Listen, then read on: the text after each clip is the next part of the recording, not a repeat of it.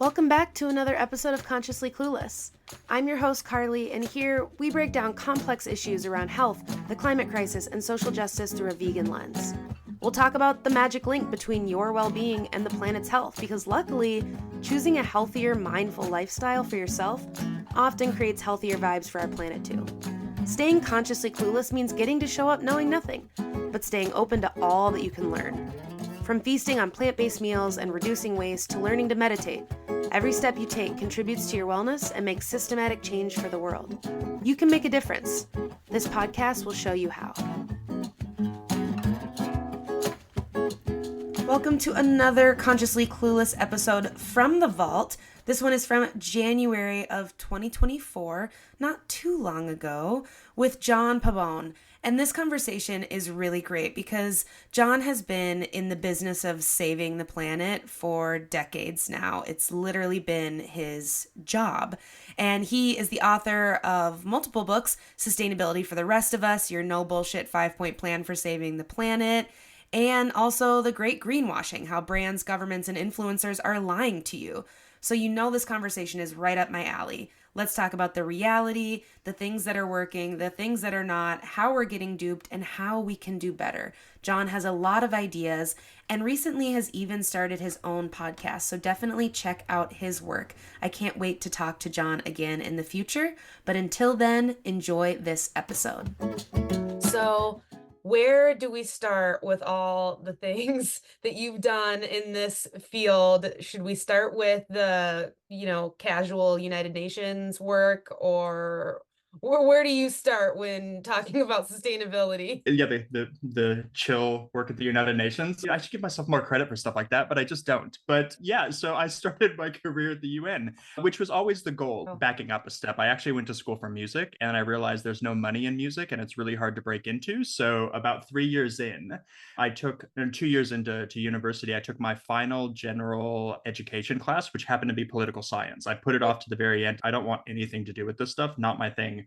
And, a lot of people probably have this story. There was one amazing instructor, a professor that just changed everything. And so after that, the goal was always go into politics, work at the United Nations. And lo and behold, I ended up getting a job there while I was at grad school.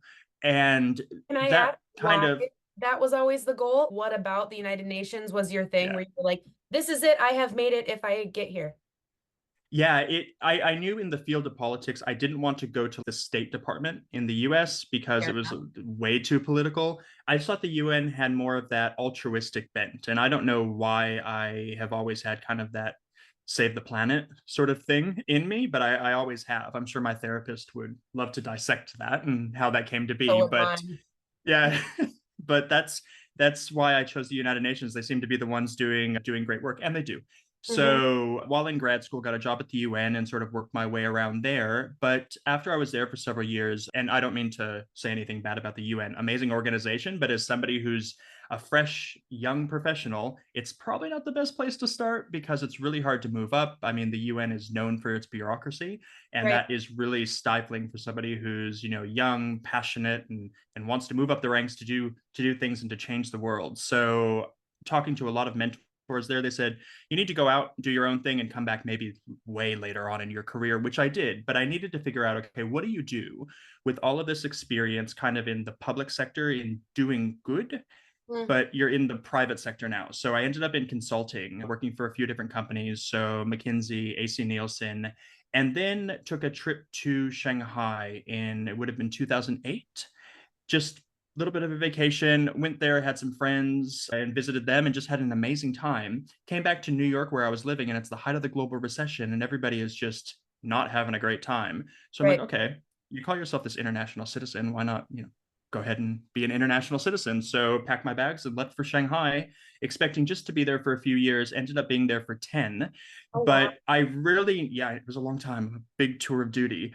So I needed to figure out a way to really take all of that experience that I had been building in New York in a super commercial city. I mean, anybody who's been to Shanghai would know this, but it is capitalism on steroids. Like, Mm. that's all they care about. It's money, money, money. And that's what drives that economy. So what do I do with all this public good, save the planet sort of stuff? I fell into sustainability that way. So I wouldn't have even called it sustainability when I was living in New York. It was just working with public sector companies. Right. But in Shanghai, it became sustainability. It sort of morphed into that. And I worked in a few different capacities, particularly with BSR, who's kind of the McKinsey of the sustainability world, and eventually set up my own shop, Fulcrum Advisors, where we look really at the governance side of sustainability. So, how corporations are reporting, strategizing, operationalizing, all this sort of stuff. But the majority of my career in sustainability has actually been in and out of factories working on worker development programs, so more on the social side of sustainability. And once I had one too many factories, I decided to go on the governance side, which allows me to sit behind a computer much more, which I'm happy about. And now I'm calling from Australia. So I keep getting further and further away from home. And I don't know, maybe that's another hour or two with my therapist that I could talk through. There's always stuff on the list to get through in therapy. That's for That's another it. day. So that kind of innate save the planet, want to do good, is that something that you've looked back on and realized that really has always been present within you in some way, shape, or form? I think there's definitely something to that, and it's probably less the environment side. That's really not my thing. There's plenty of people doing that, and that's amazing. More power to them. But the environment and sciencey sort of stuff has never been my thing. It's more the people to people part. So really that social aspect of sustainability and how you kind of help to make people's lives better. I think has been the certainly the most rewarding part. And if I look back at my time at the UN, a lot of the work at the UN is more people to people social. So that then bled into the work I did, particularly in China, around factory worker betterment programs. And now, even a little bit, even though I do work exclusively with private sector companies, there's still that people to people Right. element of things. And that's kind of my part of the sustainability universe. Can you say a little bit more about the social side of sustainability, what that means that might be unfamiliar for listeners? Yeah, absolutely. And I think maybe just even backing up a step, looking at sustainability, because if I ask five people, I'm going to get 100 different answers as to what is sustainability, right? It's such a loaded term. Right. And it used to be kind of just the environmental side of things way back when. And that's still a sizable portion of the work that all of us in this space do. And it certainly gets the most PR, but there's so much more. So you have the environment, the green side, but you also have the social side. So that really looks at how we help people, because that's a really important part of the equation. How do you help people have better livelihoods, improve their, time on this planet? How you help particularly workers in the developing world have proper wages and labor rights and working conditions that a lot of us that are in the developed world just don't really even think about anymore because we haven't had to face those issues, but they're very salient issues around much of the rest of the world. That part also includes things like animal welfare. Veganism sort of sits under the social aspect of sustainability. And then there's the boring side. That's the governance side, which is where I am now, which I love, which is where you work with corporations, basically making sure they're doing the right things, which we're not doing an amazing job at, but there's a lot of grid movement. We can get into that later. But really figuring out, okay, how do you help corporations strategize the right way, report the right way, and make sure they're open and transparent, not greenwashing, not lying to consumers. So that's an entire element of sustainability as well. And overall, to answer the question, what is sustainability? It's become this catch-all term for anything that relates to building a better future, whether that's for people, animals, or the planet. So it's this massive umbrella term now, which is nice because now we have our sort of fingers in everything. Right, right, totally. So where did that transition when you were at the UN and was realizing maybe there's not as much upward mobility as you're hoping for? Was there a conscious choice of I really should follow this earth passion, or was it again just something that kind of was always there and then you look and see that it's in your work?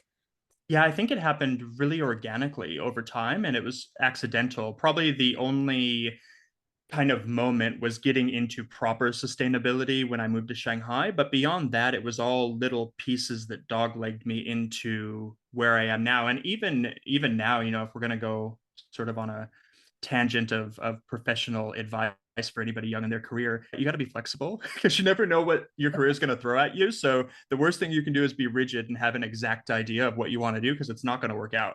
So being able That's to just be true. flexible and to take, all the little different off ramps and on ramps to wherever you're trying to go, have your North Star vision. But the way you think you're going to get there is probably not the way that it's going to end up. And it's certainly been true along my path, and I still continue to grow and evolve and change. What I'm doing now is probably not what I'm going to be doing in 5 years time. I'll still be caring for the planet and trying to make it a better place, but what that looks like will probably be very different when we talk in 5 or 6 years. I love that. And probably hope it will be, right? Like hope that there's that evolution. You hope so. If I'm doing the same thing in 10 years and banging my head against the same wall, I'm not going to be really happy because then I wouldn't have done my job. The way I like to think about it and my vision, and this is actually something that's shared with a lot of my colleagues, is when we get out of bed in the morning, our goal should be to put ourselves out of a job. We shouldn't have to do what we're doing, but we do. And we know that we'll have pretty good career security for the rest of our lives. We know that, but that should be the goal. We shouldn't have to do these things. That should just be happening naturally. I love that. I love that a lot. So you mentioned the word greenwashing, and I want to get into that a little bit. You've written a few little things here and there about it, Couple and books. it is a couple books, no big deal. Just like, casual. But I would love to talk a little bit more about that because it really is a growing thing and it makes me so frustrated, right? Because you have consumers that are okay, I'm on board. I want to do better, and then they just get fucked. And it's so Always, frustrating. corporations love to do that. End of episode. See you later, John. Corporations love it. Any way they can make a dollar, they're going to do it, and it's awful. But that's the reality of the way things are. So I've written a book. One of my newest books is the one of my. I act like I have a million. My newest book is The Great More Greenwashing: than How one, you can Brands. say that. I guess so, right? I mean, the Kardashians gloat about less. So the Great Greenwashing, I'll bring them up a few times. They give me plenty of fodder for books and That's talking the sad. Kardashians. So bless them. So the Great Greenwashing: How Brands, Governments, and Influencers Are Lying to You. Your podcast is in North America, so it will be out early 2024. So I got to this point, and again, I work pretty exclusively in sort of the marketing, comms, transparency area of sustainability, and I see it all the time, this greenwashing that goes on. And for anyone who doesn't know what it is, it's basically where particularly corporations will wrap themselves in this language of being good for the planet, good for people, but it's probably not as altruistic as they're letting on. And so I started to realize, oh my gosh, this is everywhere. And there's really not any accessible material for consumers to really have a guidebook. A lot of the way I approach writing, and I have, like you mentioned, two books. The first one is Sustainability for the Rest of Us. I approach it, and people have said that the books are like having a conversation versus reading a scientific technical manual, because that's the last thing anybody wants. So I Here. write how I talk. And Yeah. I don't know why that's such a rare thing. I don't know. I'm sure my editor hates it because they want more, formal writing, but no, nobody needs that. The amount of profanity in my books is probably just not great for marketing purposes. Maybe I it's love perfect it. for marketing. I don't know. So, this is the way I write. And so the Great Greenwashing is really that approachable guide, because right now there's a few books on the market, but they're kind of textbooks, which is so boring. So I looked at this idea of greenwashing because I noticed it happening more and more, particularly as we've come out the other end of COVID. And yes, I know we're Mhm. still in the middle of a pandemic. I know that. Yeah. But, the other end of the worst of it, it just kept ramping up. And consumers, I know they're switched on. We have access to so much more information than we ever had in history. And so people know when it's happening. But because of that, companies have gotten super slick with how they're approaching it. They're investing millions and millions of dollars in their marketing departments to try to convince us how good they are. And they know how to do it. They use, neurotechnology to try to pull a fast one on us. And the good thing is it's not working. I Mm. love that because it shows up in a few different ways, greenwashing. And I'm thinking just from the consumer, sort of, you go to the grocery store or go to the shelf, you see it in a few different ways. The first is the green speak, the marketing. So the words they use, the jargon they try to confuse you with, the statistics that probably don't mean much at all. They just look nice on the back of a box. It's the use of a fancy marketing term, semiotics, which is basically the use of imagery and visuals to try to denote meaning. And what I mean by that is the green box. Okay, cool. So you made your package green. That doesn't mean anything, but it's supposed to convey meaning. Or there's a beautiful advertisement with a car going through a lush countryside. Okay, you're still a car. Like, so all of these things that they try to do, and they're not very good at it. The marketing and the propaganda is not working, which is a good thing. And as I'm going through that, I realize, okay, they're doing other things. They're misdirecting. So look over here, not over here. Look at the cute picture of kids on the front of our sustainability report, but not the child labor in Bangladesh. We don't want you to see that part. And the really slick ones, they do what's called green scamming. And this tends to be those that are in the highly polluting industries. So oil, gas, mining, those types. They will actually create front groups that look like they are sustainable NGO type groups, but in reality, they're lobbying organizations for these really polluting industries. There's plenty of examples of it's crazy. There's one called and I hope I get this name right. I think it's something around the idea of responsible sustainable media network or something like that. It's something out of the EU, but that's actually a media network that is funded by the oil lobby that pushes out fake doomist news. And this thing's been around for decades, and nobody knew until recently that it's a lobbying group. So this is the stuff, this is where they're at, right? The propaganda is not working, so they have to resort to these extreme measures. And they still do it. If people are listening to this and you think, oh, ExxonMobil doesn't do that anymore, yes, they do.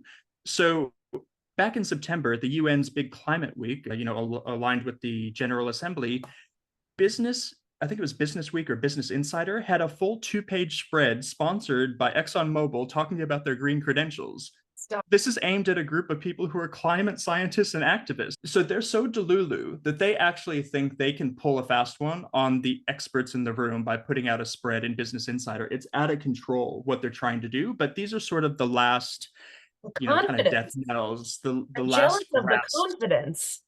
Well, that's it. Like, if we could all have that amount of confidence, Oh where my would the God. world be? So That's this is wild. what they do. But as I'm digging through, I'm realizing, wait a minute, oh my gosh, it's not just them, it's governments, it's international organizations. The UN's great. As we're recording this, it's the start of the UN's big climate conference, COP28 in Dubai, which has been just riddled with greenwashing. I mean, the guy leading the thing, the president, is the head of an oil company. How does this happen? So it's happening at that. That It's was an happening at Onion title. I saw that. And no. I was like, that has to be an Onion article. That can't be real life. The Onion is actually reporting better headlines than real media. So that's the world we're living in right now. So, and this guy, and it's been, as the weeks progressed over this past week, it's actually been found out that he's used his position to broker oil deals. Sure. Shocked, not shocked, of course. So it's happening there. It's happening in sports. We talk a lot about, you hear about FIFA and human rights allegations. So it just keeps going on. But then peeling back the onion even further, of course, the ultra wealthy, the Jeff Bezoses and everybody flying their phallic rocket ships to space, of course. And then it's the Kardashians taking their private jets to go and get the mail. So it just keeps going on and on and on. And everybody is greenwashing. And whether they know it or not is a different issue, because greenwashing can happen in lots of different ways. It's built into the marketing mix. It's done on purpose, which is bad. Don't do that. But sometimes it's accidental. I think a lot of the reason why greenwashing is ramped up post-COVID is because a lot of companies are I'm going to say jumping on the sustainability bandwagon, which is a terrible way to put it, but they're trying to be better. And I think a lot of times they overpromise and underdeliver, and we can fix that. That's okay. You say the wrong thing, fine, we'll fix that. But for the ones that are super notorious, that it's built in and it's manipulative and evil, those are the ones we got to watch out for. And circling back, I'm so happy that consumers are finally seeing through all of these lies. I talked with a guest previously about greenwashing a bit, and I just had this moment that kind of replayed in my head. It just really shows how this is so frustrating, right? A friend, we were at Target, and a friend was like, oh, I want to make, I think it was laundry soap, a better purchase. So you go to the natural or the green section of that cleaning aisle at Target, and all of a sudden now there's 25 different options, and a lot of the words seem right and seem like what you want to be doing. And she's like, which one do I choose? And how is anyone now trying to make these choices? It's hard to not feel hopeless sometimes with this stuff. I don't stay in that, but there are those moments where you're looking at, yeah, how is anyone who doesn't have the privilege to do time and research, God forbid you have a family and kids and everything else in this world, and you just want to make a better choice. So what do you tell people to do in that space of hopelessness?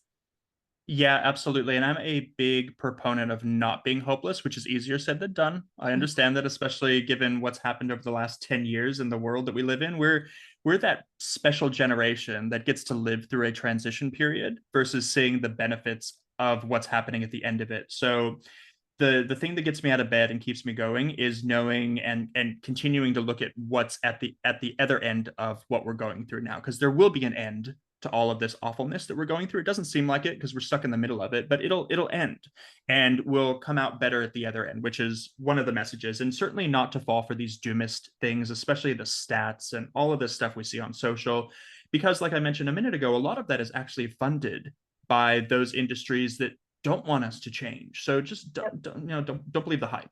But my crystal ball prediction, and this is not just based on me being ridiculously optimistic. It's actually based on the work I've been doing for years with corporations and what I actually see is, and you hit the nail on the head. Today, if you want to make the right choice, you have to do your research and you probably have to pay a lot more when you go to the store. I get that. And it's awful. It sucks, but that's where we are.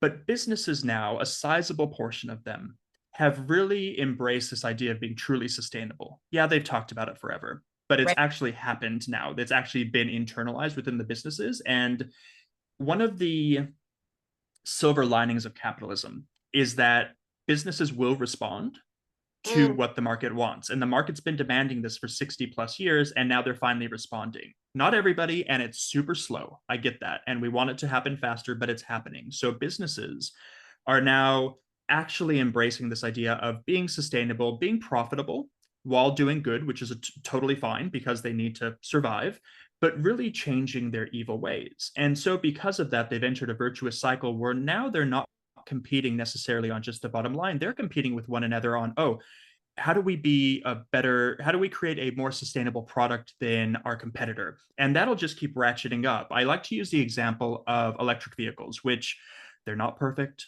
right, at all. And my thing is always move the needle in the right direction because perfection is not going to happen. So EVs are better than combustion engines. They're not perfect, fine. But we finally have them. I think Toyota just recently, there was sort of the last holdout. They finally put an EV car within their production processes. So great. Now, every major automotive producer has some sort of an EV. Some, like BMW, have entire lines of EVs. And that's what we want to see because now EV is no longer a differentiator.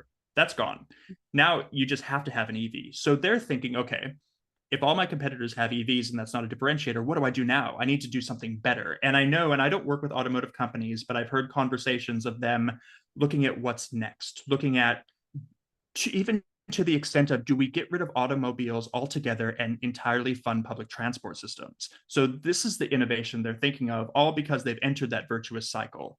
Going back to the consumer, what that means is in 10 or 15 years' time, because this change is not incremental, it's exponential. 10 or right. 15 years' time, you're going to go to the shelf and every product will be a good product. So those 25 laundry detergents, all of them will be trustworthy, good for the planet products because 95% of the work would have been done behind the scenes by corporations. All you need to do is just pick up a bottle and check out. And that means the price as well will be lower because things will be happening at scale.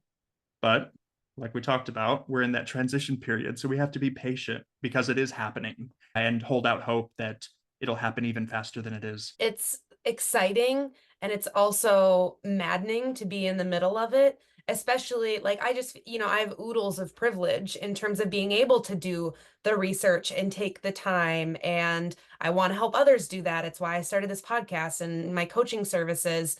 But I also recognize that not everyone is able to do that.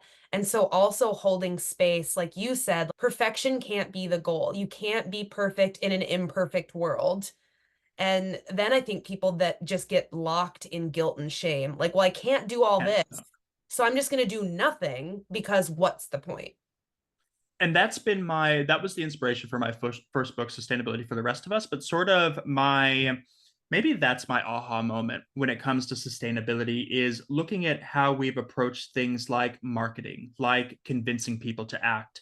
And we've done a really crap job at it Yeah. because if you think about traditional marketing, and I would have loved to have been in the room when whatever genius thought this up, but it's the burnt out hellscape of an Earth. It's the nuclear winter. It's the sad polar bear on the melting ice cap. It's the, you could feed this person for 10 cents a day or something in the middle of nowhere.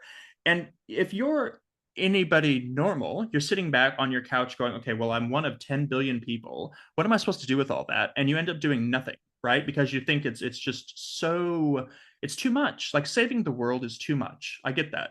But we need to break it down into sort of its component pieces of, what can we actually have a real impact on in our daily lives. It doesn't have to be perfect. There's no such thing as a perfect environmentalist. Don't let anybody guilt you into thinking that there is, because there's not.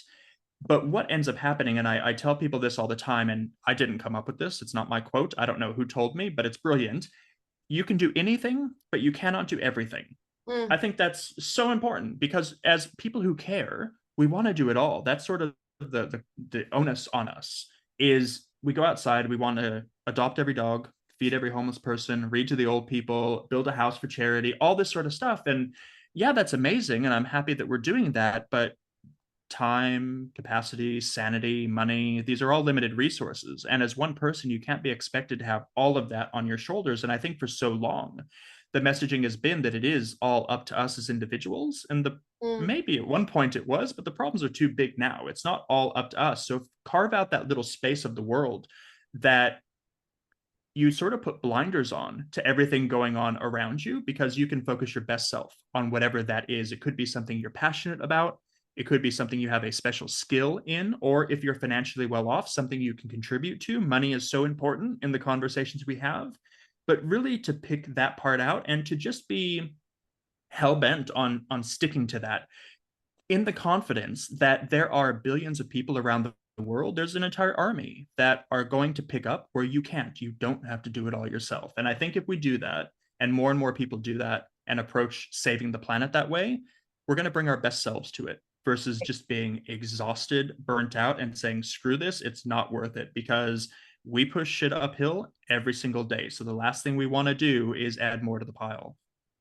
Yeah, I think I probably say 14 times a day on social media that starting with your own world changes the world around you. If you have the foundational ways to take care of yourself, to nourish yourself, to take care of your body, to take care of your mind, and can adopt habits in your life that feel like you're contributing, because it's that both and, right? Oh my gosh, if I had a dime, my therapist told every time my therapist told me two things can be true at once, and not to be stuck in binary thinking, but just that it's the individual stuff, it's the day-to-day stuff to keep you connected, to keep you seeing what that is. But that's not all, right? There are these bigger level things that you're either contributing to or that you can move into as that foundation grows.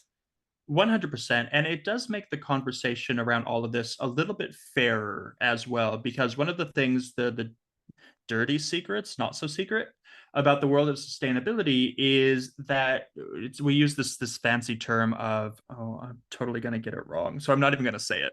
It'll come to me in a second, because somebody will pillory me for even getting it wrong. So that the impact of climate change and the, saving the planet, the impacts of all of this are felt differently depending where you are in the world, your socioeconomic status, all of these sort of things. And that means that what you need to do to save the planet is also going to look different. We cannot expect somebody sitting in, a villa in Malibu, I don't know who I'm talking about, a villa in Malibu, to to be doing the same things as somebody sitting in a slum in Dhaka, right? It's not fair, Right. because we're all approaching this from very different perspectives, very different socioeconomic strata. And God, I wish I remembered what the word is. As It's like a soon as we 10, log off this call, you'll remember. it'll be it. It'll totally be it. It's like a 10 syllable long word. So all of these things we have to approach this differently, but that doesn't mean that we get out of changing the world. Everybody needs to be Yes. doing their part. So approaching it from a perspective of being local, doing things that are in your remit that you can actually accomplish, and not having to worry about trying to do it all, makes this whole conversation about what we're all contributing around the world a little bit fairer. Not perfect, not equitable, but a little fairer. I'm curious because Intersectionality. there it is. There it is. That's the word. I love that. We didn't even have to log off. I know that I've talked to many guests about this, that specifically there's a stereotype if you're transitioning to a vegan lifestyle, that there's an angry vegan phase. I hit it pretty hard.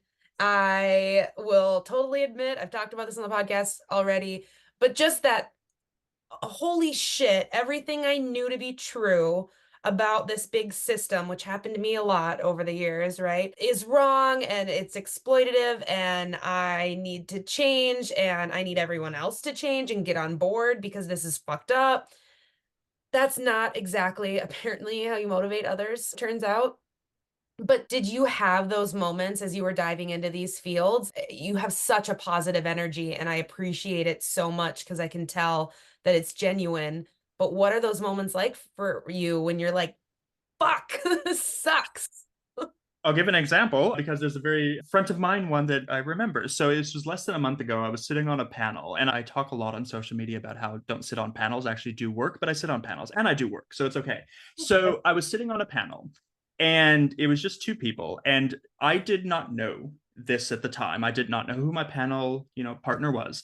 We were at a literary festival. The topic was around sort of the changing face of climate change. So people in the room have decided to waste an hour of their lives to come listen to two people talk at them. So that means they're the converted, right? They're the ones that actually care. They want to do this. The person next to me on the panel, again, I didn't know who he was at the time. His work, his seminal piece of research as a PhD, created Extinction Rebellion.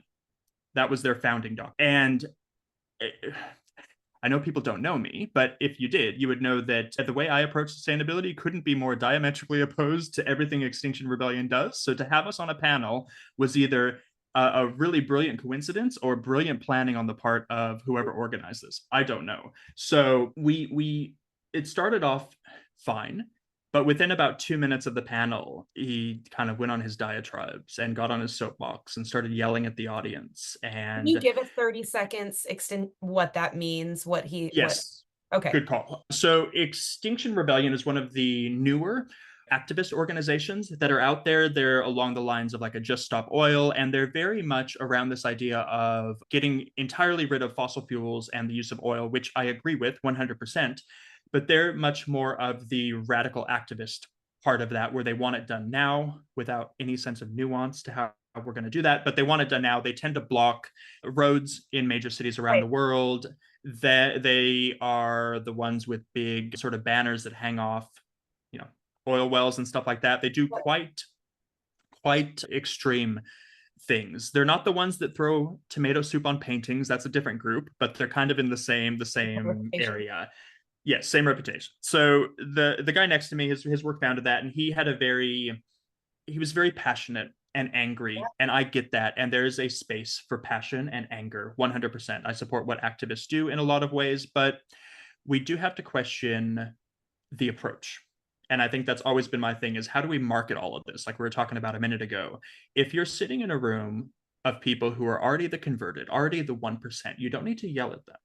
Yeah. Right? If anything, yelling at them turns them off because they're like, okay, the question kept coming up. Okay, but what do we do? We get that you're passionate and you're angry, but what are we supposed to do? And that's where we are right now. And at one point I said, okay, hold on, let's back up a sec. And I talked to the audience. I said, okay, raise your hand if you are a vegetarian or you want to be. Hands went up. Sure, that's easy-ish. How about veganism? Fewer hands. How many of you would give up your cell phones? No hands. Go live off the grid? No hands. How many of you would give up international travel? No hands. But these are the things that a lot on the extreme wing of sustainability are advocating for, but they're not realistic. I appreciate that you are a vegan. I am not a vegan, would certainly call myself sort of a quasi-vegetarian. But the reality is most people will not become vegan, as you had that epiphany, right? It's probably not going to happen. So what do you do within the context of that? You encourage them to go towards veganism. Right. And going back to our earlier conversation, not expecting them to be perfect, but making that incremental change, reducing meat by one meal a week to start. And maybe one day they will become vegan. Yeah. But just to yell at them to be a vegan isn't going to encourage them to change. In the same way, in this context of this situation, it's not going to encourage people to change just to yell at them, especially if they're converted. Right. And this is the way I look at a lot of where we are today. is we've been in the modern environmental movement since the 1960s. 1962 is sort of the start. It's the year that Rachel Carson's Silent Spring was published, which is sort of the first book to talk about environmental damage. And so that's kind of where we clock the beginning of it. So 60 plus years we've been talking about this, and we've done amazing things raising awareness, and that's particularly down to the activist community. So Right. they did 100%. so much being on the forefront of all of this, of getting awareness up, of creating these organizations like the Greenpeaces of the world and the World Wildlife Funds and all of these. People listen too. People listened. There is something about some of those movements and actions taken by activists that stop you in your tracks. 100%. And even to the point, and this is a crazy fact that people can't get their heads around, politicians were on board. Back in the 70s, the first Earth Day was actually founded by a group of American senators, which is mind boggling today, but because activists pressure them, they pressure right away. The problem, though, today is these things have become so big, the issues have become so large that it can't just be up to activists making noise and raising awareness anymore. Again, there's a space for that. But at this stage of the game, after 60 plus years, if you don't know what's going on, or if you're purposely getting in the way, I don't have time for you. I'm sorry. Like we need to be getting those people, the 1%, or even those the I don't know 90% that are sitting on the fence that want to know what to do. We need to be converting them, because awareness is no longer the issue. The issue is getting people to do something with that awareness. So that's where we are now. So in that sense, a lot of the conversations I have around activism and their approach, I would wish they were a little bit more nuanced and they weren't so yelly, and that they had a stronger approach to marketing and PR, because a lot of the approaches they're using are not working. Throwing tomato soup at a painting is not converting anybody to action, because it doesn't tell them what they can do. It might raise awareness, but again, we're beyond that. Gluing your face to, during rush hour to block people going to work is just going to aggravate people. And what that does at the end of the day is, if you are one of those 99% of people sitting on the sidelines going, I don't know what to do, the last thing you want to do is be associated with a fringe group that throws tomato soup at paintings or glues their face to the ground, because it's too fringe. Right. But the thing people need to realize, especially if you're listening to this sitting on the fence, is the majority of us who are doing good things that would call ourselves sort of sustainability or earth champions look like the two of us here. We're normal people.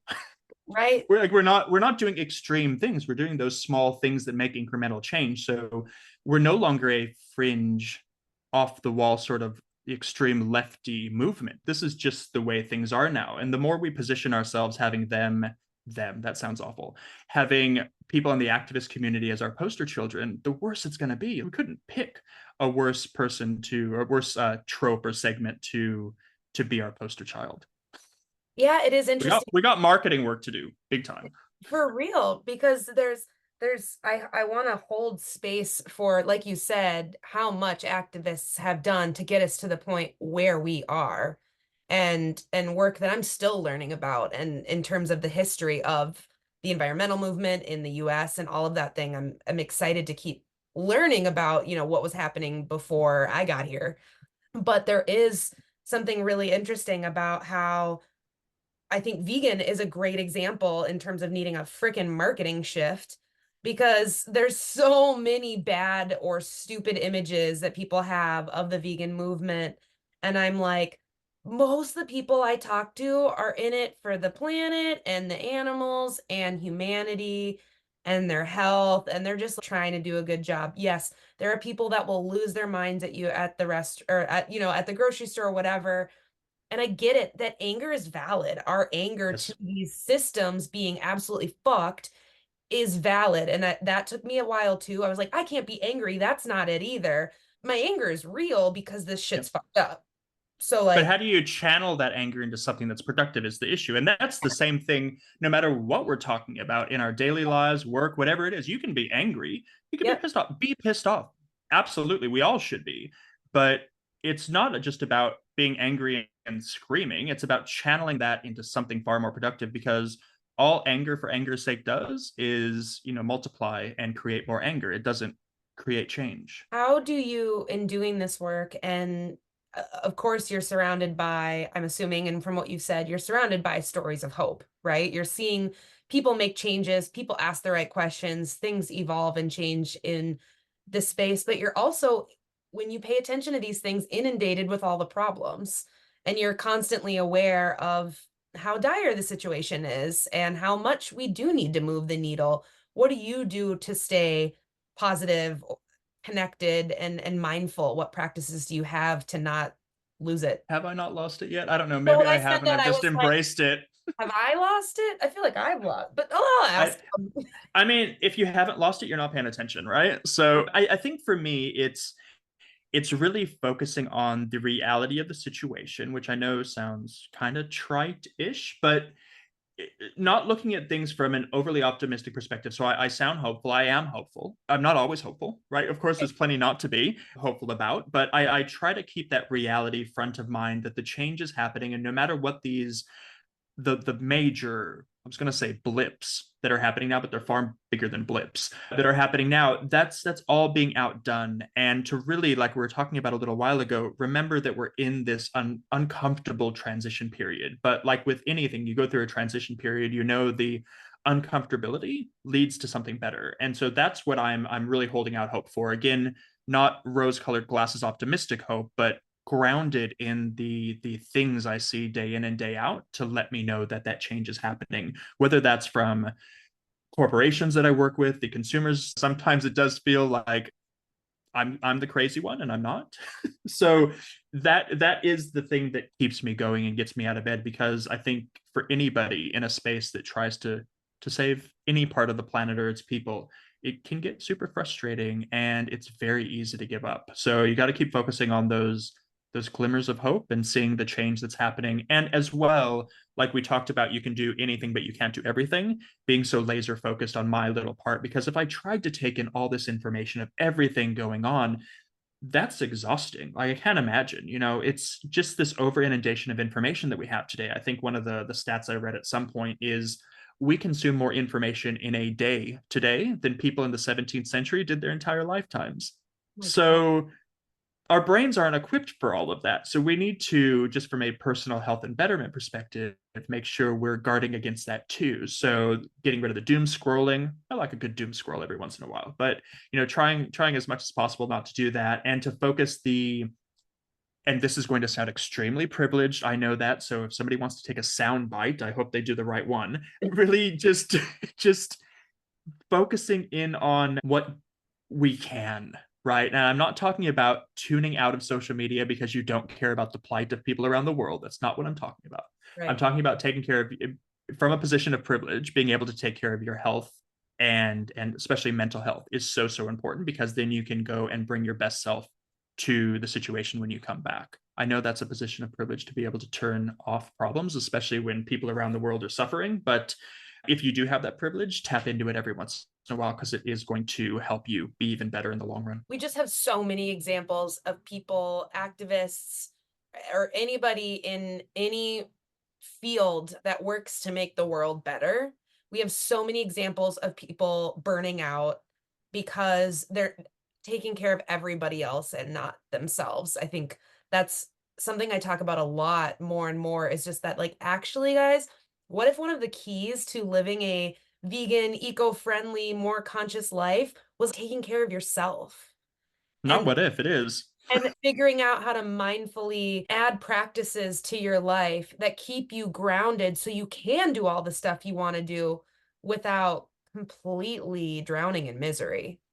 The biggest thing, and I'm from Southern California originally, so I'm allowed to sound floofy. My mom was a hippie. So Everything, that's the soundbite. that's the soundbite. Practicing gratitude is so important. And not just, sitting back before you go to bed while you're doom scrolling and thinking, oh, I did a good thing today. No, sit down, write it down. Write it down and keep a record of it. I'm not saying type it in your phone. Write it down get a pen and write it down. Do old school, because there's a tactile thing about that to make you really sit and say, I did a good thing today or this week, whatever it might be. And I'm not talking anything groundbreaking. It does not have to be. Everything is groundbreaking. Let's say that. But anything you've done, write it down, because I guarantee you've probably not even realized that it's an important thing that you've done, but it is. And that is the type of stuff that will give you the energy to keep going. And if we're getting super metaphysical, it compounds on itself, right? So Yeah. Giving gratitude leads to more gratitude, leads to more good things happening and more impact that you're having. But write this stuff down because it's a great record of all the amazing things. At the very beginning, you said, "Oh, you just your little work at the UN," and I sort of shrugged it off. And as I was shrugging it off, I'm like, "No, John, you cannot do that to yourself because it's not something to shrug off." And I think so much of those of us in the do-good space, so much of the way we approach things is we did it onto the next thing instead of sitting with the thing we've done and we've accomplished and going, no, that is important and that needs to be recognized, not from a vanity perspective, but to give us the encouragement to keep going. I love that. I really appreciate that. And gratitude, I just hate how the like online self-care mindfulness space has made everyone tune out some of those words. They're like gratitude. And I'm like, no, you've got to try it though, because even at the very minimum, I will write 3 things I'm grateful for at the beginning of every day. If I journal more or not, that's great. But if nothing else, it's a short little entry of a bullet list. And lately, with everything going on in the world, it's often just been I have a bed, I have food, I have community. I get to do cool podcast interviews today that I'm really psyched about. And just seeing it in writing, there is something so different about that reorientates myself, not washing away my actual problems, but just giving that little bit of perspective and focusing on the things that I have going really well. Absolutely. That's so, so important because it's fine to be super passionate about a cause and to be focused on it right now, but that has a space, but we need people here for the long run. The stuff we're doing is not going to be solved tomorrow, so we need you here for a very long time. So avoiding burnout in any way, shape, or form that you do that and that works for you, please do because the work's not done and it's not going to be done anytime soon. Is there anything you want to share with listeners that I haven't given you space to do so? I would just really encourage people to, and I said this earlier, just not fall into that doomist mentality. It's really unfortunate that this, again, is the transition phase that we're in and it's super uncomfortable, but really focus on those positive things, the good things that you're doing, the good things that are happening around you, and not just to sit back and wait for somebody else to make the change because we all need to be contributing to this no matter what's going on in our lives. I understand everybody has problems. That's, you don't have a monopoly on having problems. Everybody has them, but that doesn't absolve you from doing a bit of work as well. And I think at the end of it, when you do a bit of work, that will compound into even bigger work and you'll feel better for it. Beautiful. Thank you so much for joining. This was really lovely. Oh, thank you so much. This is great. If you're hearing this message, you've listened to the entire episode of Consciously Clueless. And for that, thank you so much. I hope you enjoyed this episode. And if you did, please leave a review on Apple Podcasts, Spotify, tag me when you share on social media, or share this episode with others who may be interested in the topic. Any sharing truly means the world to me. Until next time, stay consciously clueless.